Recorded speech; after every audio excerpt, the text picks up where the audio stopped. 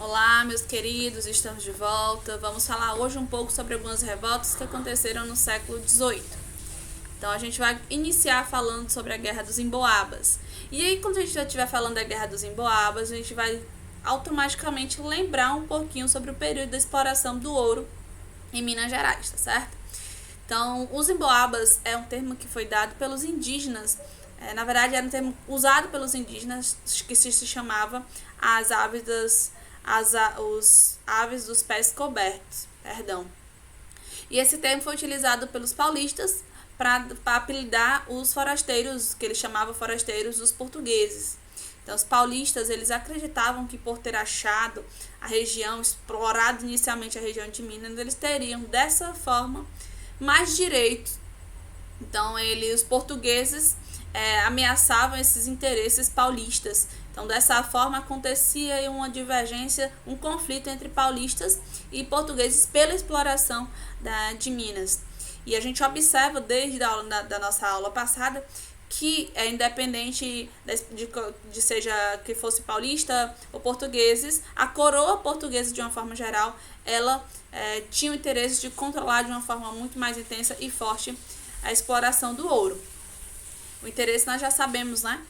Enfim, então, dentro dessa situação, os portugueses, eles tinham o líder dele, que era Manuel Nunes Viana, e que, em um dado momento, lutou aí pelos interesses dos portugueses, fazendo também vítimas os paulistas, num episódio chamado, né, no Rio das Mortes, os paulistas vítimas de uma traição são massacrados e fazendo com que os portugueses saiam, né, tenham uma vitória nesse combate.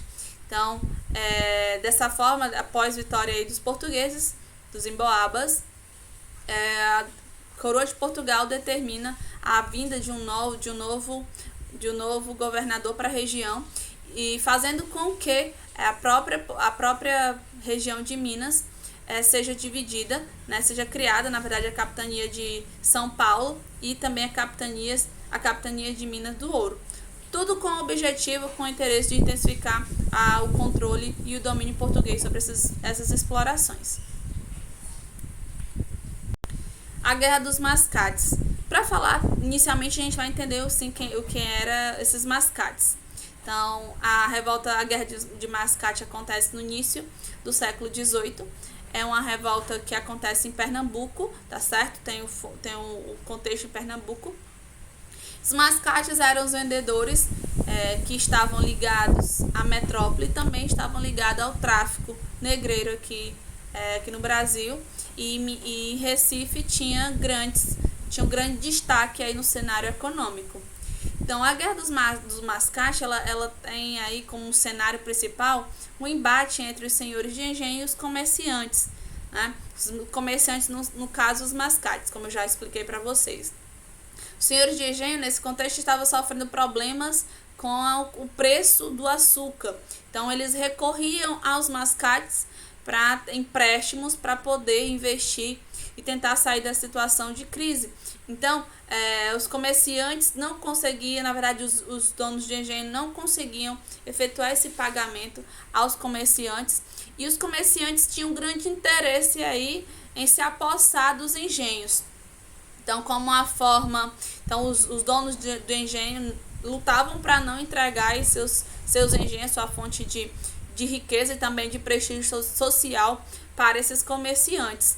Então, é feito em 1709, na verdade, se estabelece Recife como uma vila independente. E os senhores de engenho eles têm a noção, né, eles acreditam que essa decisão tenha sido uma decisão para privilegiar os comerciantes. Então, acontece uma invasão do pessoal de Olinda a Recife. Posteriormente, uma invasão de Recife com os mascates a Olinda. Então, acontece esse embate e acontece a intervenção do governo português. O governo português intervém fazendo o quê? Perdoando a dívida dos engenhos, dos donos, dos senhores de engenho, e decidindo, colocando aí em questão, tem uma decisão final em 1712, que Recife seria a sede.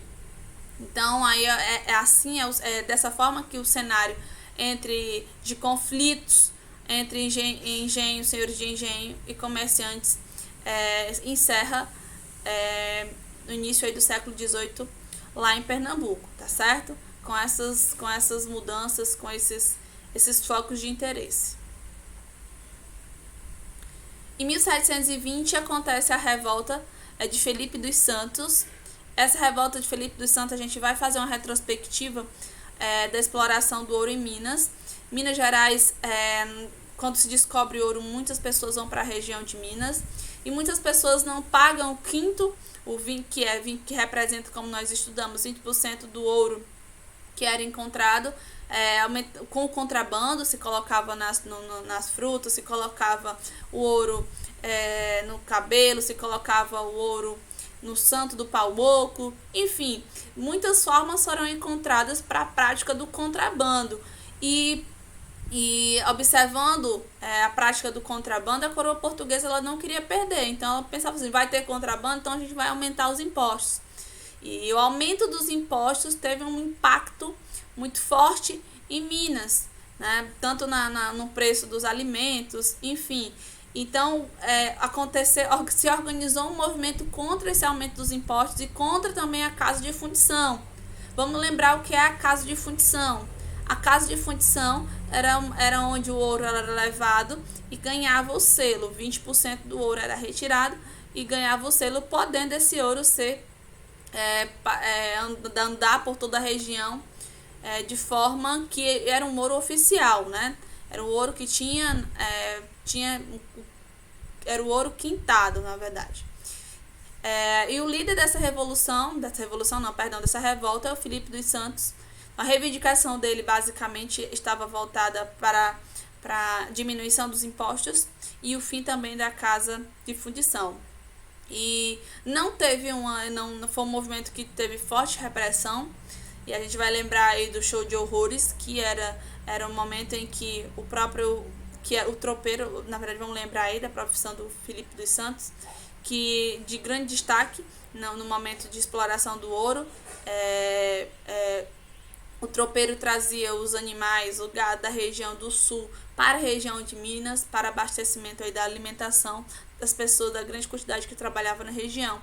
Então, ele é esquartejado, e cada parte do seu membro é colocado nas estradas principais. Para quê? Para mostrar que todo aquele que estivesse pensando em fazer algo parecido teria as mesmas condições, pagaria da mesma forma que o Felipe dos Santos.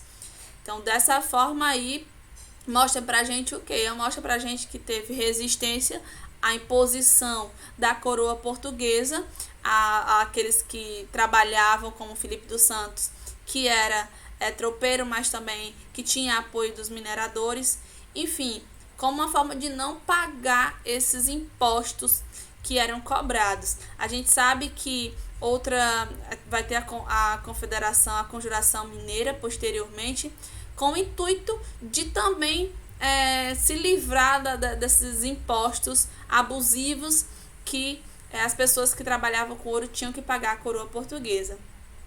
Então, acontece a repressão, a morte do Felipe dos Santos, o show de horrores se estabelece para que as pessoas tenham medo. E com uma decisão da coroa portuguesa, acontece o desmembramento da região de Minas. Para quê? A capitania de São Paulo e de Minas, para que eles tivessem condições de controlar melhor a exploração do ouro na região. Então, o objetivo principal era, obviamente, isso, tá? Lembrando do pacto colonial, lembrando do interesse que a metrópole tinha na colônia. Então, meus queridos, eu espero que vocês tenham compreendido um pouco, espero que vocês tenham ajudado na resolução da questão de vocês. A gente vai se encontrar quarta-feira para a gente continuar, na verdade, trabalhando o tema dessas revoltas, Mascate, do Felipe dos Santos em Emboaba. Vamos também resolver algumas questões para a gente aplicar o conteúdo na interpretação das questões. Então a gente se encontra quarta-feira. Fiquem bem, estejam sempre bem e até o nosso próximo encontro.